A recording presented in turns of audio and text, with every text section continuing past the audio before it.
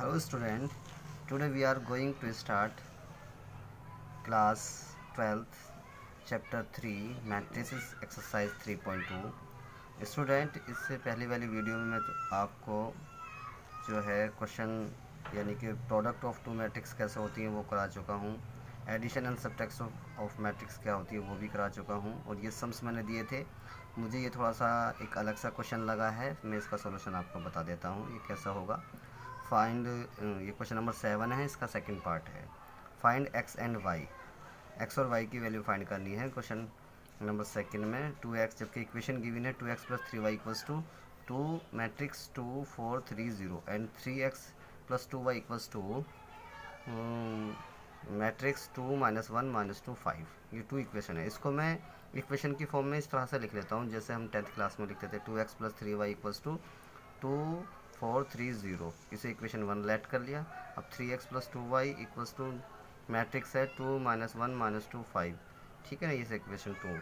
अब इसमें करना कुछ नहीं है, वही जो linear of pair of linear equation in 2 variable आपने क्लास में 10th में चैप्टर पढ़ा था, उस चैप्टर में हम एलिमिनेशन मेथड का यूज़ करते थे और एक्स और वाई की वैल्यू फाइंड की जाती थी। इसी तरह से हमें एक्स और वाई की वैल्यू फाइंड करनी है। इसमें क्या होता है, किसी एक वेरिएबल के कोफिशिएंट इक्वल करते हैं। कोफिशिएंट यानी कि हम एक्स के कर लेते हैं, तो यहाँ 2 है, यहाँ 3 है, तो 3 यहाँ है तो इस इक्वेशन में 3 की मल्टीप्लाई, यहाँ 2 है तो इस नीचे वाली इक्वेशन में 2 की मल्टीप्लाई अपोजिट कोफिशिएंट के जो है मल्टीप्लाई कर देते हैं। अब जब 3 की इस इक्वेशन में मल्टीप्लाई करनी है, यानी कि हर एक टर्म में मल्टीप्लाई होनी है। जब 3 की 2 में करेंगे 3 2 6x 3 3 9y इक्वल्स टू, अब ये जो मैट्रिक्स है इसके हर एक एलिमेंट में इस 3 की मल्टीप्लाई होगी। 3 2 6 3 3 9 3 4 12 और 3 0 0। इसी तरह से 2 की मल्टीप्लाई जब इसमें करेंगे 2 3 6x 2 2 4y, फिर 2 2 4 2 -2 1 2 2 -2 2 2 4 -4 और 2 5 10, ठीक है ना। अब देखो कोफिशिएंट इक्वल हो गए, ये अब सेम यानी कि सेम साइन का है, तो इसको सब्ट्रैक्ट करेंगे।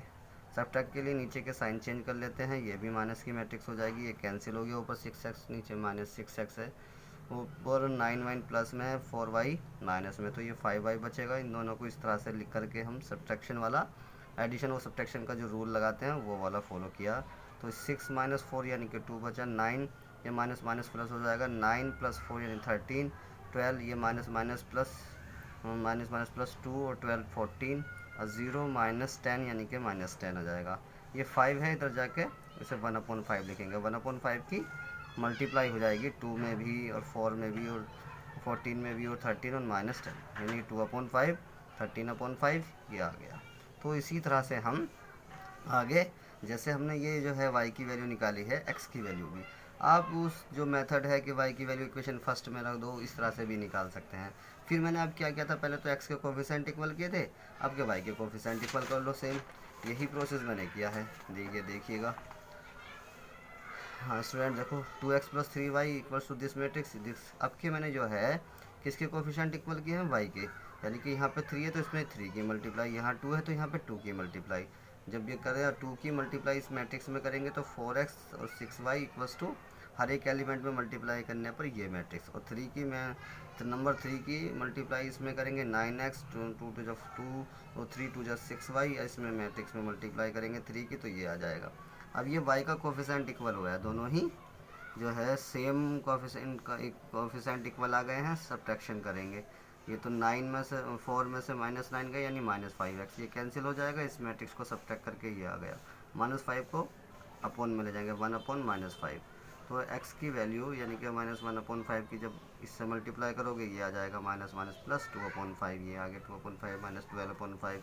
इसी तरह से x की वैल्यू भी निकल गई। x और y की वैल्यू फाइंड करनी होती है।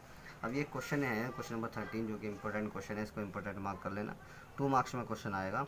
इफ़ x इक्वल्स टू दे रखा है cos x - sin x 0, sin x cos x 0 0 0 1 show करना है। शो दैट हमें fx × fy = fx + y। देखो अब इसको सॉल्यूशन करेंगे स्टूडेंट। लेफ्ट हैंड साइड मैंने ले लिया है कि fx × fy = तो fx की वैल्यू तो ये रख दी हमने, ये सभी रख दी।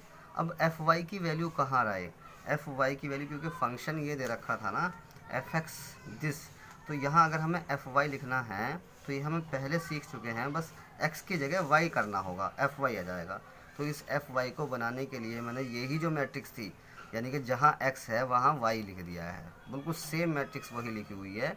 तो ये एफ एक्स की वैल्यू है और ये एफ वाई की वैल्यू। अब इन दोनों की हमें प्रोडक्ट करनी है, तो प्रोडक्ट रूल अप्लाई करेंगे, क्योंकि इसका ऑर्डर 3/3 और इसका ऑर्डर 3/3 का है, तो प्रोडक्ट पॉसिबल है। अब क्या करते हैं प्रोडक्ट के लिए, पहले first row first column, first row second column, first row third column.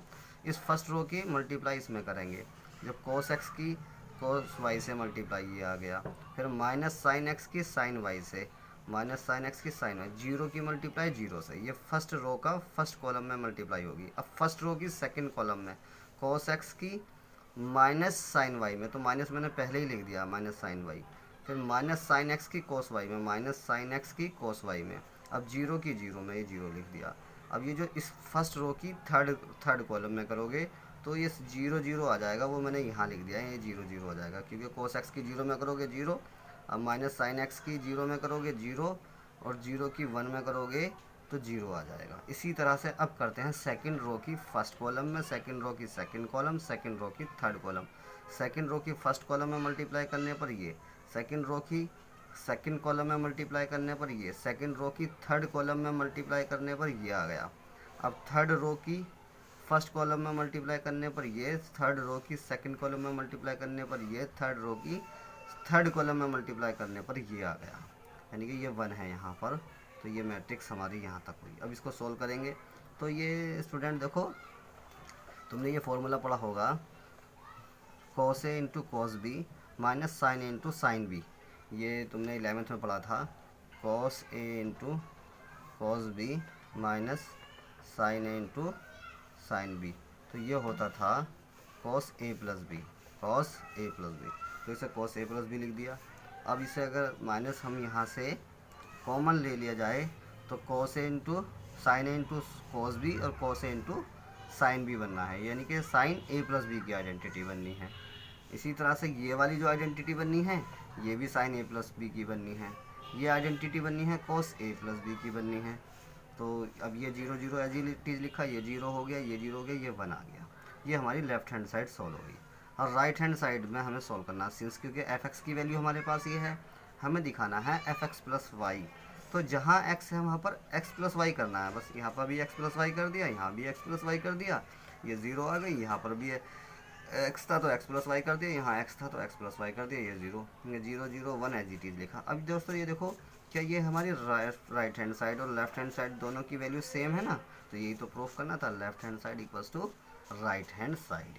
तो स्टूडेंट ये क्वेश्चंस आपको नेक्स्ट भी आपको पूरे ट्राई करने हैं, इसका मैं आपको फ़ोटो क्लिक करके भेज रहा हूँ, आप होमवर्क में कीजिए, कोई प्रॉब्लम हो तो आप मुझसे कंसल्ट कीजिएगा। Okay, thank you very much. आज की वीडियो में इतना ही देखेंगे।